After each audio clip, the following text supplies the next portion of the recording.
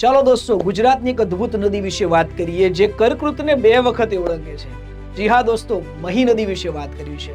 ઇતિહાસમાં ટોલોમી નામના એક ભૂગોળવેદાએ જેને મોફિસ અને અલ્બેરુની નામના એક ભૂગોળવેદાએ એના માટે મહેન્દ્ર શબ્દ આપ્યો છે. એ મહી નદી એ મધ્યપ્રદેશમાં વિંધ્યાચલની ઉત્તરમાં માળવામાં આવેલા મેહદ સરોવરમાંથી નીકળી ઉત્તરની દિશામાં વળી રાજસ્થાનમાં જાય છે.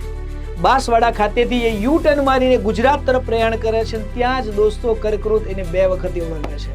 અને મજાની વસ્તુ એ છે, રાજસ્થાનમાં એના ઉપર એક સરસ મજાનો ડેમ બજાજ ડેમ બનાવવામાં આવ્યો છે. ત્યારબાદ આ મહી નદી ગુજરાતના મહીસાગર જિલ્લાના કડાણાથી ગુજરાતમાં પ્રવેશ કરી 6 જિલ્લાનું અંતર કાપી ભરૂચ અને આણંદ જિલ્લાની વચ્ચે ખંભાતના અખાતમાં એક વિશાળ ખાડીનું નિર્માણ કરે છે, જેને વહેરાની ખાડી અથવા મહીસાગર તરીકે ઓળખવામાં આવે છે. આ જ નદી ઉપર ગુજરાતમાં કડાણા ડેમ અને વણાકબોરી નામના ડેમ મહીસાગર જિલ્લામાં જોવા મળશે.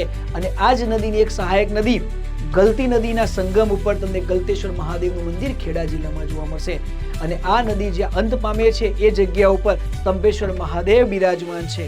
તો ચાલો દોસ્તો, આ વાત હતી આ મહી નદીની.